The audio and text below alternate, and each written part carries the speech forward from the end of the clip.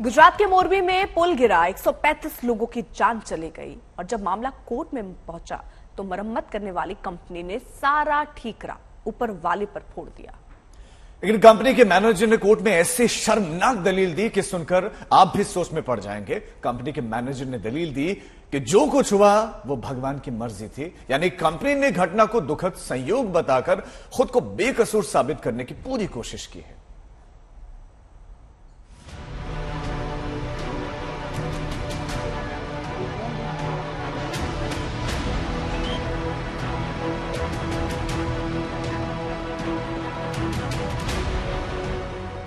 इस चीत्कार का गुनहगार कौन है? वो कंपनी जिस पर मोरबी के इस पुल के मेंटेनेंस का जिम्मा था और जिसने मरम्मत के नाम पर आंखों में धूल झोंकी, या वो प्रशासन जिसने मरम्मत करने वाली कंपनी के अलर्ट को लगातार नजरअंदाज करता रहा? इन सवालों की तहकीकात करेंगे, लेकिन पहले अदालत में सरकारी वकील के कबूलनामा दिखाते हैं, जिनमें साफ साफ कहा गया है मोरबी के पुल में केबल नहीं बदला गया, फ्लोर लकड़ी की जगह एल्यूमिनियम का लगाया, ओरेवा कंपनी ने दूसरी कंपनी को ठेका दे दिया। जिनको ठेका दिया गया वो अप्रशिक्षित थे। ઓરેવા કંપનીના મેનેજર હતા જેને કોન્ટ્રાક્ટ આપવામાં આવેલો, જેની જવાબદારી પુલનું રિનોવેશન અને મેન્ટેનન્સ કરવાની હતી। જેમણે રિનોવેશન કરવા માટે બીજા બે આરોપી જે હતા, ફેબ્રિકેશનનું કામ એમને સોંપવામાં આવેલું, જે અનક્વોલિફાઈડ લોકો હતા એમને આપવામાં આવેલું। એની પાસે કોણ કોણ લોકો છે એના મૂળ સ્થિતિ લેવા માટે રિમાન્ડ માંગવામાં આવે છે। ना सड़ा गला केबल बदला, ना ये ख्याल रखा कि लकड़ी की जगह एल्यूमिनियम का फ्लोर लगा देने से पुल का वजन बढ़ गया और इसके टूटने का खतरा भी बढ़ गया। लेकिन इन जरूरी चीजों पर ध्यान देने की बजाय इन्हें नजरअंदाज करने की कोशिश होती है।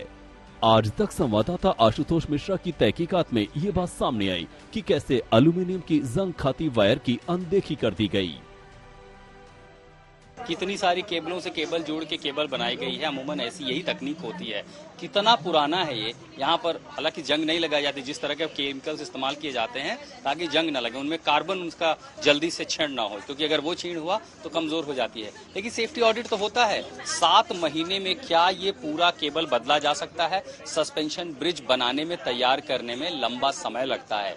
2 करोड़ रुपए में कम से कम ये केबल तो नहीं बदली जा सकती, इतना अंदाजा मुझे भी है। 2 करोड़ रुपए में क्या हो सकता है?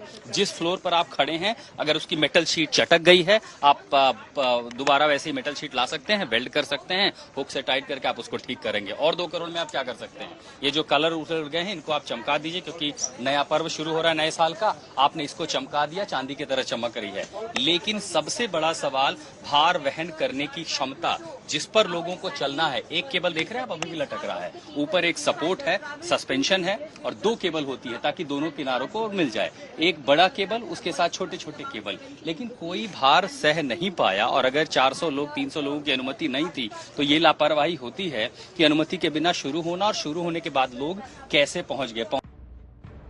अब जबकि मोरबी हादसे की डिटेल सामने आ रही है तो ये साफ हो रहा है कि ओरेवा कंपनी ने कैसे लोगों की जिंदगी से खिलवाड़ किया, कैसे घोर लापरवाही बरती गई, कैसे एक के बाद एक लोगों को मौत के दरिया में धकेलने वाली गलतियां होती रही। और बेशर्मी की हद देखिए कि कोर्ट में कंपनी के मैनेजर ने साफ साफ अपनी गलतियों से पल्ला झाड़ लिया। Chief judicial magistrate MJ Khan की अदालत में मैनेजर दीपक पारिक ने कहा, ये भगवान की इच्छा थी कि ऐसा दुर्भाग्यपूर्ण हादसा हो गया। जाहिर है ओरेवा कंपनी अपनी गलतियों पर पर्दा डालने में लगी है, लेकिन ये मुमकिन नहीं। कंपनी का हिसाब किताब तो होकर रहेगा। अहमदाबाद में गोपी घंगर के साथ आज तक ब्यूरो। मोरबी त्रासदी के बाद स्थानीय लोगों में जबरदस्त नाराजगी है। घटना के खिलाफ सड़क पर वकीलों ने प्रदर्शन किया। मोरबी बार एसोसिएशन ने प्रस्ताव पारित करके फैसला किया कि कोई भी वकील आरोपियों के लिए कोर्ट में पेश नहीं होगा। मोरबी के साथ साथ राजकोट बार एसोसिएशन के वकील भी आरोपियों के लिए कोर्ट में जिरह नहीं करेंगे। उधर मोरबी के मृतकों के शोक में आज गुजरात में झंडा आधा झुका रहेगा। तो त्रासदी के बाद से स्थानीय लोग बेहद नाराज हैं, वकील बेहद नाराज हैं, बार काउंसिल नाराज है। वकीलों का कहना है कि हम इनका केस नहीं लड़ेंगे। मुस्तफा शेख हमारे साथ हमारे सहयोगी इस वक्त जुड़ चुके हैं। मुस्तफा, यानी अब ये भी एक तरीके से दिख रहा है कि इतनी जो मौतें हुई हैं उनके लिए जो जिम्मेदार है उनके केस को भी लड़ने के लिए तैयार नहीं है, उनके लिए कोई नहीं पहुंचना चाहता है। जी बिल्कुल, ये जो हादसा हुआ है मोरबी के लिए, राजकोट इलाके के लिए एक बहुत दुखद घटना है। जितने लोगों की इसमें मृत्यु हुई है सभी लोग आहत हैं। इस वक्त जिस तरह के फैक्ट सामने आ रहे हैं उससे ये लग रहा है कि ओरेवा कंपनी के जो कॉन्ट्रैक्टर थे कहीं ना कहीं वो जिम्मेदार थे।